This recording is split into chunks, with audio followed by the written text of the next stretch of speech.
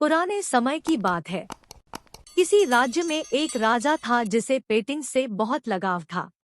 एक दिन राजा ने घोषणा की कि जो कोई भी मुझे एक ऐसी पेंटिंग बना कर देगा जो कि शांति को दर्शाती हो तो मैं उसे मुंह मांगा इनाम दूंगा। जिस दिन फैसला होने वाला था उस दिन एक से बढ़कर एक चित्रकार इनाम जीतने की लालच में अपनी पेंटिंग्स लेकर राजा के महल समय सर पहुंच गए। राजा ने एक एक करके सभी की पेंटिंग्स देखी। सभी पेंटिंग्स में से राजा ने सिर्फ 2 पेंटिंग्स अलग रखवा दी। राजा को वो दोनों पेंटिंग्स बहुत पसंद आई थी। इन दोनों में से किसी एक को इनाम मिलने वाला था। पहली पेंटिंग एक सुंदर शांत झील की थी। उस झील का पानी बहुत साफ था।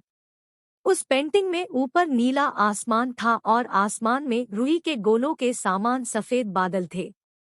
ये पेंटिंग में शांति साफ नजर आ रही थी। जो कोई भी इसे देखता उसे ऐसा ही लगता था कि शांति को दर्शाने के लिए ये बहुत अच्छी पेंटिंग है। दूसरी जो पेंटिंग थी उसमें पहाड़ थे। पहाड़ बिल्कुल रूखे थे, वीरान थे। इन पहाड़ों के ऊपर बादल थे और उस बादल में बिजलियां चमक रही थी। तेज हवा से पेड़ हिल रहे थे। पहाड़ी की दूसरी ओर एक झरना था और झरने ने रौद्र रूप धारण कर रखा था। जो कोई भी इस दूसरी पेंटिंग को देखता वो यही सोचता था कि इस पेंटिंग का शांति से क्या लेना देना है। इसमें तो केवल अशांति ही दिखाई दे रही है।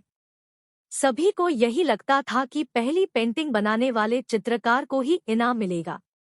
अब बारी आ गई थी राजा की ये बताने की कि इनाम वो किसे देने वाले हैं। राजा ने ये ऐलान किया कि दूसरी पेंटिंग बनाने वाले चित्रकार की पेंटिंग उन्हें ज्यादा अच्छी लगी है और वो उसे मुंह मांगा इनाम देंगे।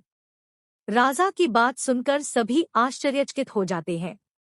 राजा का फैसला सुनने के बाद अब पहले चित्रकार से रहा नहीं गया और उसने राजा से पूछ ही लिया कि आखिर आपको उस पेंटिंग में ऐसा क्या दिखा कि आपने उसे इनाम देने का फैसला ले लिया, जबकि हर कोई यही कह रहा है कि मेरी पेंटिंग ही शांति को दर्शाने के लिए अच्छी है। राजा ने पहले चित्रकार से कहा कि तुम आओ मेरे साथ में तुम्हें बताता हूँ।